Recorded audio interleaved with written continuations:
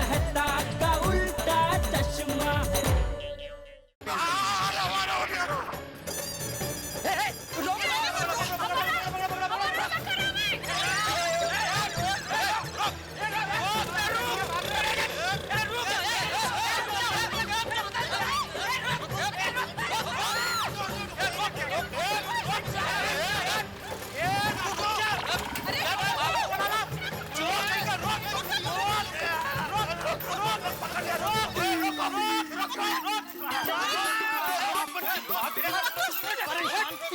अपन की कोई बात क्यों नहीं सुनते?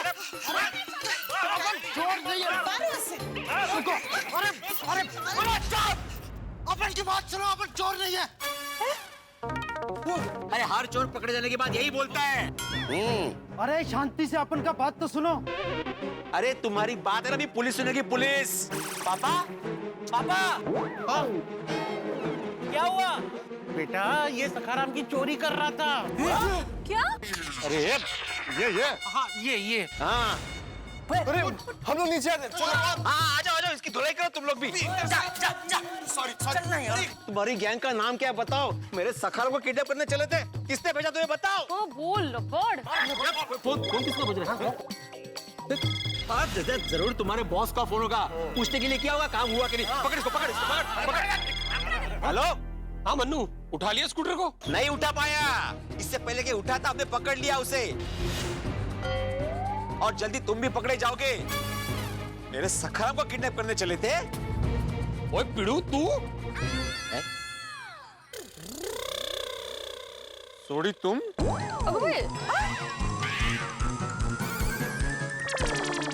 हाँ मैं, और ये मेरा दोस्त है मन्नू। ओ इसे तो भेजा था सखाराम को उठाने को। तुमने भेजा था इसे सखाराम को उठाने के लिए? क्या? सॉरी? तू सखाराम को किडनैप करवा रहा था? पर तुझसे ये उम्मीद नहीं थी। हाँ? प्यार से मांगता तो बिना ऐसे ही सखाराम की चाबी दे देता। किडनैप करवाने की क्या जरूरत थी? सखाराम जितना भीड़े का है उतना हम सब का है। ओए पप्पू जबान को लगाम दे। ओ की बकवास कर रहे हैं तू? ओ मैं सखाराम को क्यों किडनैप करवाऊंगा? भाई काय गोंधळ है, सोडी भाई क्यों करेंगे ऐसा? ओ तू फोन दे पिड़ू को। चला स्पीकर पे कर। फोन स्पीकर पे है, बिना सुन रहा है। ओ पिड़ू, पप्पू क्या बकवास कर रहा है? और तू क्या खड़ा खड़ा सुन रहा है? वो भूल गया, और रात को तूने ही तो कहा था कि सखाराम बिगड़ गया। सखाराम की तबीयत वाकई खराब हो गई है, लॉक खराब हो गया है, इग्निशन खराब हो गया है, और बिना चाबी के किक मार के सखाराम स्टार्ट हो रहा है। तो तू फिक्र ना कर पिड़ू, एक दो दिन में तेरा सखाराम रिपेयर करवा दूंगा। नहीं, एक दो दिन में नहीं, छोड़ी कल के कल ही रिपेयर करवा। ले पिड़ू, तू सोच भी कैसे सकता है कि मैं सखाराम को किडनैप करवाऊंगा? सॉरी, थोड़ी गलतफहमी हो गई थी भाई। और तुम भी कमाल करते हो, तुम्हें मुझे फोन करके मैसेज करके बताना चाहिए था ना कि तुम किसी मैकेनिक को भेज रहे हो। कट हो गया। हेलो हेलो कोई बात नहीं। हेलो ओ पिड़ू, वो क्या मजाक है यार, तूने फोन काट दिया? नहीं काटा नहीं, वो भाई वो गलती से कट गया। और मुझे सपना थोड़ी आने वाला था कि तुम किसी मैकेनिक को भेजने वाले हो। तुम कीर्तन में गए थे, मुझे लगा तुम मेरा काम करना भूल गए। भूल गया? ओए पिड़ू, गोकुल धाम वालों का काम सर आंखों पर, तो ऐसे कैसे भूल सकता हूँ? ये भी बराबर है। वो मैंने मन्नू को सुबह ही तेरे पास भेज दिया था। उससे कहा था कि सोसाइटी में एक पीला स्कूटर है, उसे रिपेयर करना है, तू जाकर पिड़ू से मिल ले। अरे इधर आके अपन सीधा पहले आपके घर पे ही आया था। अरे उधर बहुत बार घंटी बजाया पर कोई दरवाजा ही नहीं खोला। देखा, मन्नू तेरे घर गया था, इसने घंटी भी बजाई पर किसी ने दरवाजा नहीं खोला। फिर इसने मुझे फोन किया तो मैंने इससे कहा स्कूटर उठा और गैरेज ले जा। अरे सोडी, क्या आते काम करता है। वो तो अच्छा हुआ अभी तेरा टाइम पे फोन आ गया, वरना हम इस भाई साहब को पीटते ही रहते हैं। ओ सॉरी यारो, मुझसे गलती होगी, मुझे भिड़ू को फोन कर देना चाहिए था। ओ मन्नू को भी मेरी तरफ से सॉरी कह देना। ओ पिड़ू, तू अब अपना स्कूटर जो है ना मन्नू को दे दे। हाँ ठीक है, मैं अभी सखाराम इसके हवाले करता हूँ। Thank you sorry, bye bye. ए मेरा फोन है, अभी चोर कौन है? सॉरी मनु भाई। सॉरी है मन्नू भाई, सॉरी। लेकिन आप स्कूटर लेकर भाग क्यों रहे थे? मतलब रुके क्यों नहीं? हाँ, अरे रुकने का मौका ही कहाँ मिला। सब लोग बारी बारी अपन के ऊपर हमला कर रहे थे, इसीलिए अपन इधर उधर घूम रहा था। पर मन्नू भाई, पिटते वक्त भी आपने नहीं बताया कि आप मैकेनिक हैं। अरे कोशिश तो कर रहा था अपन, पर तुम लोग सुनने को ही तैयार नहीं थे। सारा अंजर पंजर ढीला कर दिया अपन का। अभी अपन को रिपेयरिंग की जरूरत पड़ेगी। मनु भाई, सबकी तरफ से मैं हाथ जोड़ के आपसे माफी मांगता हूँ। सॉरी यार, मेरी सॉरी मनु भाई। अरे सॉरी। अब मनु भाई, अगर आपको ज्यादा दर्द हो रहा है तो मैं पेन किलर दे दूं? मैं डॉक्टर हूँ। अरे नहीं, दवाई की कोई जरूरत नहीं है। और अपन के आगे हाथ जोड़ के अपन के ऊपर पाप मत चढ़ाओ। यूं समझो अपन सब भूल गए। कितनी छान। अरे वाह वाह, बहुत अच्छे आदमी है, सब भूल गए। Thank you. मनु भाई, स्कूटर को एकदम टनाटन बना दो। जितना भी खर्चा होगा वो तो भिड़े देगा ही। उसके ऊपर बख्शिश मेरी तरफ से, मैं भिड़े को बोलूंगा आपको देगा।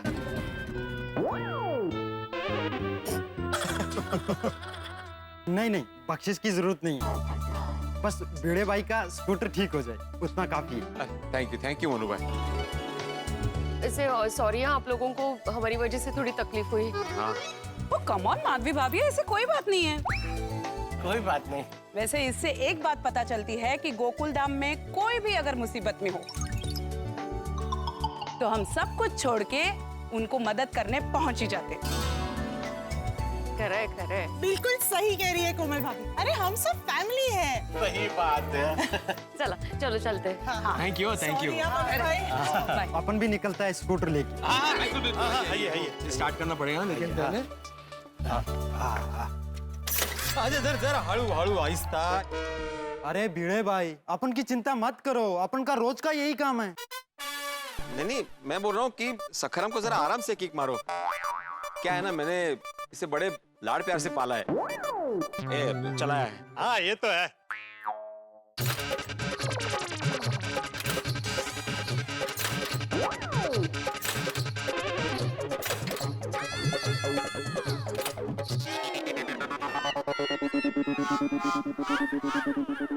आपका सकाराम इज नो मोर। आइते पक्का? हाँ, मतलब अभी स्टार्ट नहीं होगा? नहीं होगा। भाई संभाल अपने आप को, संभाल। होने को कौन टाल सकता है भाई?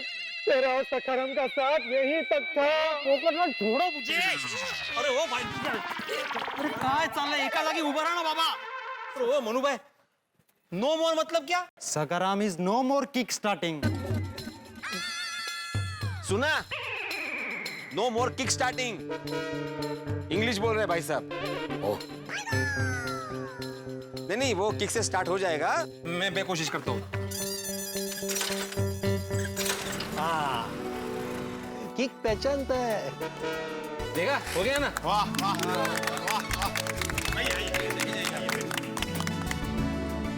भिड़े भाई, अपन स्कूटर को रिपेयरिंग करके सर्विस भी कर देगा। हाँ ठीक है, थैंक यू।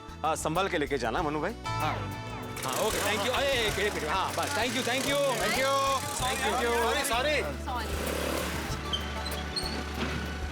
चलो थैंक यू और सॉरी यार, मेरी वजह से आपकी भी भागा दौड़ी हो गई यार। नहीं, चलो ठीक है। बिड़ा, सुन जरा। क्या? तेरे पास सखाराम की फोटो है? हाँ है, क्यों? रखना संभाल के, आगे काम आ सकती है। मतलब मैं समझा नहीं। क्या है ना, हमने अभी इसको बहुत पीटा है, हो सकता है ये बदला ले। क्या मतलब? मतलब वो सखाराम को यहाँ से लेकर गया है, रास्ते में किसी ऊंचाई पे जाके सखाराम को धक्का मार के फेंक दिया, या किसी स्क्रैप यार्ड में ले जाके पूरे का पूरा सखाराम स्क्रैप कर दिया। ऐसा भी हो सकता है ना। क्या है ना, अगर फोटो होगी तो बाद में दीवार पे लगाने में काम आएगी ना।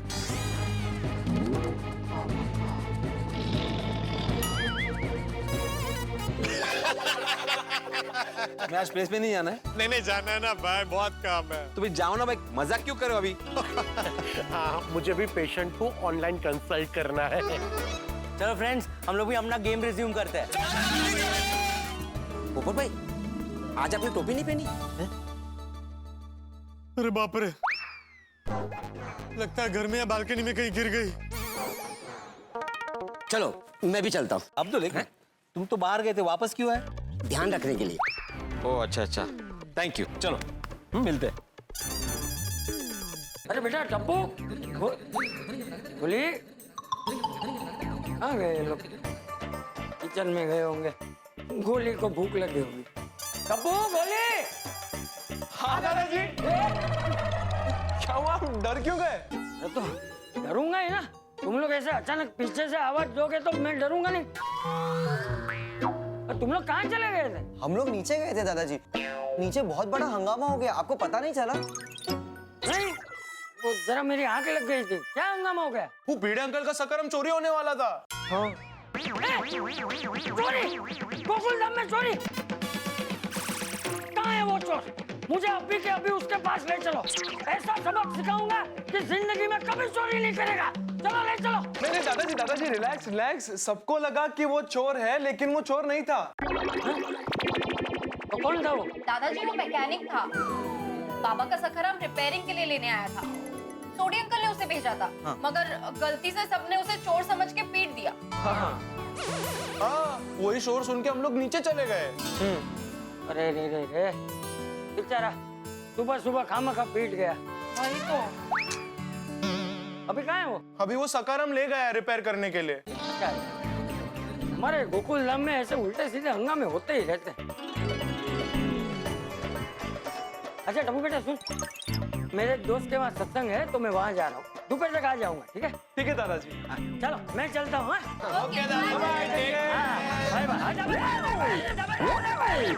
सॉरी चाचा जी। अरे क्या कर रहे हैं? देख के नहीं चल सकता? सॉरी चाचा जी, मुझे पता नहीं था कि आप बीच में आ जाएंगे। ये बीच में वाली? बीच में मैं नहीं, तू आया। सॉरी। अरे क्या सॉरी? तेरी शादी तय हो गई है कि मंगनी तय हो गई है जो इतनी खाई में दौड़ा चला आ रहा है? काश ऐसा होता चाचा जी, पर ऐसा कुछ भी नहीं है। अरे तो क्यों आया है? अरे चाचा जी, आप ऐसा क्यों बोल रहे हैं? मैं आपसे मिलने या नहीं आ सकता? अरे तू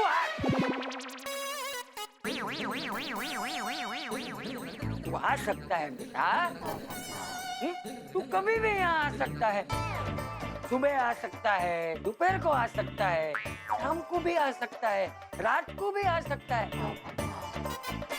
अभी क्यों आया है वो बता ना। हाँ, मुझे दरअसल ये टप्पू सेना से एक काम है। हमसे? हाँ बोलिए ना पोपट अंकल, क्या काम है? अरे हमने ये गणेशोत्सव में जो कार्यक्रम किया था ना, उसमें सबने जो गेटअप किए थे ना,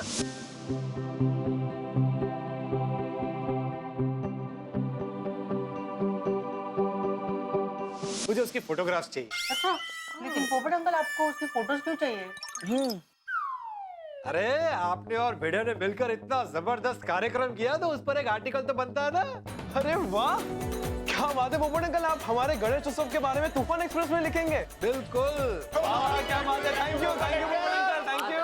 मैं आर्टिकल में लिखना चाहता हूँ कि जैसे हमारे भारत देश के हर त्योहार को हम धूमधाम से मनाते हैं, ठीक उसी तरह हमारे आजादी के इस अमृत महोत्सव को भी हर सोसाइटी में मनाना चाहिए। हमारी आज की पीढ़ी को पता चलना चाहिए कि देश को आजादी दिलाना कितना कठिन काम था और हमारे कितने सारे स्वतंत्र सेनानियों के बलिदान के बाद 15 अगस्त 1947 को हमें आजादी मिली। हमारे अखंड और आजाद भारत के 75 साल भी पूरे हो गए। और मैं ये भी बताना चाहता हूं कि हमारा देश कई सारे राज्यों में रजवाड़ों में बटा हुआ था। उनमें से कई राजाओं ने, रजवाड़ों ने खुद सामने से आकर अपने राज्यों को भारत माँ के चरणों में न्यौछावर कर दिया। मुश्किल समय में माँ का साथ नहीं छोड़ा। वो सब भी महान देशभक्त थे, उनके बारे में मैं आर्टिकल में लिखने वाला हूं। लेकिन कुछ राजा ऐसे भी थे जो अखंड भारत का हिस्सा बनने के लिए तैयार नहीं थे। लेकिन हमारे सरदार वल्लभ भाई पटेल के अथाक परिश्रम से वो सब भी मान गए और भारत का अटूट अंग बन गए। अरे वाह वाह पोपट बेटा, सच में ये तू बहुत अच्छा कर रहा है। अरे इन सब महान लोगों के योगदान की वजह से ही तो हमारा देश आजाद हुआ है। एक बात कहूं पोपट बेटा, तू एक अच्छा पत्रकार तो है ही, लेकिन उससे भी अच्छा एक इंसान है। अरे थैंक यू चाचा जी। मुझे तेरी पत्रकारिता पे गर्व है। थैंक यू चाचा जी, थैंक यू। हाँ, देखिएगा आर्टिकल ऐसा जबरदस्त होगा कि पढ़ने वालों को आजादी की अहमियत समझ में आ जाएगी। जिन लोगों को लगता है कि हमें आजादी बड़ी आसानी से मिली है, उनको पता चलेगा कि हमने हमारी आजादी पाने के लिए कितना संघर्ष किया है, कितने बलिदान दिए। अरे पोपट बेटा, मैं तो कहता हूँ हमारी आज की पीढ़ी को स्वतंत्र सेनानियों के जीवन चरित्र के बारे में और हमारे भारत देश के इतिहास के बारे में पढ़ना ही चाहिए। और बच्चों याद रखना, इस देश की आजादी और एकता को बचाए रखना तुम्हारी पीढ़ी की जिम्मेदारी है। जी दादाजी। अरे चाचा जी, बच्चों को समझाने की जरूरत नहीं है। हमारी टप्पू सेना बहुत समझदार है, तभी तो इतना जबरदस्त कार्यक्रम किया है। मैंने तो उनकी तारीफ में एक लेटर ऑफ अप्रिसिएशन, मतलब एक सम्मान पत्र लिखा है और भेड़े को दिया है। थैंक यू पोपट uncle, thank you so much. पोपट अंकल आप बस 5 मिनट बैठिए, मैं आपको फोटोज भेजता हूँ। हाँ पोपट बेटा, तू आराम से बैठ। मेरे दोस्त के वहाँ है ना सत्संग है, तो मैं वहाँ जा रहा हूँ, तो मैं निकल, ठीक है? हाँ ठीक है, ठीक है। चलो मैं निकल। आओ जल्दी आओ ऊपर, रमाकांत काकांचा फोन आलाय, इमर्जन्सी आहे। अच्छा अच्छा। काका ये आ गए हैं, हाँ 1 मिनट। हाँ हाँ हेलो काका, सगळं ठीक है ना? हाँ सगळं ठीक है। मैंने माधवी को बोला है कि काकू हॉस्पिटल में है। अच्छा क्या हुआ काकू को? उसका मोती बिंदु का छोटा ऑपरेशन था, हो गया, अब मजे में है। मतलब चिंता करने की कोई बात नहीं है ना? नहीं नहीं, चिंता की कोई बात नहीं है। मैंने फोन इसलिए किया था कि मुझे अर्जेंट 35,000 की जरूरत है। काय झालं? हेलो, रमाकांत काका को 35,000 रुपए चाहिए। हाँ तो भाभी, अपने घर का बजट थोड़ा ऊपर नीचे नहीं हो जाएगा? उनके लिए बजट के बारे में क्या सोच रहे हैं आप? याद है आपको, हमारे मुश्किल समय में उन्होंने लोन दिया था, इसलिए हम लोग अचार पापड़ का बिजनेस कर पाए थे। अब हमारी मुश्किल समय में उन्होंने हमारी मदद की थी, तो उनके मुश्किल समय में हमें उनकी मदद नहीं करनी चाहिए? नहीं, करनी चाहिए। वो क्या हुआ ना, एकदम से 35,000 सुने तो दिमाग सुन्न हो गया। जल्दी से बात कीजिए और फोन स्पीकर पे रखिए। हाँ हाँ। Hello hello. हाँ हाँ बोलिए काका। वो क्या है ना कि तुम्हारी काकू को शाम को डिस्चार्ज करवाना है और मेरे पास अभी इतनी कैश नहीं है, इसलिए मैंने फोन किया था। लेकिन तुम्हारे पास नहीं है तर काय हरकत नहीं, मैं दूसरे बघतो कोणाकडे तरी। नहीं काका, पैसे हैं, पैसे मिल जाएंगे आपको। काका ये तो हमारी खुशकिस्मती है कि हमें आपको मदद करने का मौका मिल रहा है आज। जीती रहो बेटा, जीती रहो। हमें अभी भी याद है, आपने लोन दिया था, इसलिए तो हम हमारा छोटा सा बिजनेस शुरू कर पाए थे। वो क्या है ना, एक्चुअली मुझे पैसे की जरूरत नहीं पड़ती। मेरा बेटा है ना आकाश, अमेरिका में, उसने पैसे ट्रांसफर किए हैं, लेकिन पता नहीं मेरे अकाउंट में अब तक जमा क्यों नहीं हुए। कभी कभी ऐसा होता है, ऑनलाइन बैंकिंग में प्रॉब्लम हो जाता है। मतलब पैसे आते हैं लेकिन देर से आते हैं। अभी देखिए ना, मुझे आज ही सुबह बैंक से मैसेज आया कि बैंक का सर्वर डाउन है, ना तो मैं कैश निकाल सकता हूँ और ना ही ऑनलाइन ट्रांसफर कर सकता हूँ। अरे बाप रे, तो फिर तुम मुझे कैसे पैसे ट्रांसफर कर पाओगे? और अगर मैं पैसे नहीं भरूंगा तो तुम्हारे काकू को डिस्चार्ज नहीं करवा पाऊंगा। तो उसकी चिंता मत कीजिए काका, मैं पर्सनली आके कैश देके जाऊंगा। थैंक यू बेटा, मुझे तुम दोनों पर बहुत गर्व हो रहा है। उस वक्त मैंने तुम्हारी मदद करके कोई गलती नहीं की। मैं आ जाऊंगा पैसे लेकर। बर में वाट बख्तो। माधवी, अभी बैंक के सर्वर का प्रॉब्लम है, मतलब एटीएम से पैसे निकाल नहीं सकते, तो बैंक जाकर ही पैसे निकालने पड़ेंगे। हाँ तो जाइए जल्दी से। तो मैं कैसे जाऊँ, मेरा ऑनलाइन क्लासेस है अभी। मैं तुम्हें सेल्फ का चेक बना के देता हूँ, तुम जाके कैश लेके आओ। मी कशी जाऊ? मैंने बोला ना आपको, प्रतिभा वहिनी को दुबई जाना है, उनका ऑर्डर कंप्लीट करना है मुझे आज। क्लासेस के बाद जाऊंगा तब तो बैंक बंद हो जाएगी। मित्र जीवन में छोटी छोटी बातें बड़ी बड़ी मुश्किलें पैदा कर देती है। अब देखिए ना, जरा सी गलतफहमी सखाराम के बारे में कितना बड़ा हंगामा हो गया। जीवन में भी जो छोटे छोटे काम होते हैं ना, कई बार वो हम नहीं कर पाते क्योंकि हम बड़े बिजी होते हैं। और वही छोटे काम बाद में बड़े बन जाते हैं। अब जैसे देखिए ना, भिड़े और माधवी भाभी दोनों ही बिजी थे और एक बड़ा ही अर्जेंट काम आ गया है। काम छोटा सा, 35,000 रुपए देने रमाकांत काका को। रमाकांत काका ने एक जमाने में भिड़े की मदद की थी, इसलिए भिड़े मना नहीं कर पाया और करना भी नहीं चाहिए। लेकिन अब क्या करें, दोनों ही बिजी है, बैंक से पैसे कैसे निकाले जाए? अब क्या होगा? आपको क्या लगता है, उसूलों का पक्का भिड़े क्या अपना वादा तोड़ देगा या कोई ना कोई रास्ता जरूर निकालेगा, या बैंक से पैसे नहीं निकलवा पाएगा और रमाकांत काका को नहीं दे पाएगा, या कोई ना कोई रास्ता निकाल के रमाकांत काका तक पैसे जरूर पहुंचाएगा? अब ये तो तभी पता चलेगा जब आप देखेंगे अगला एपिसोड तारक मेहता का उल्टा चश्मा। देखते रहिए, हंसते रहिए।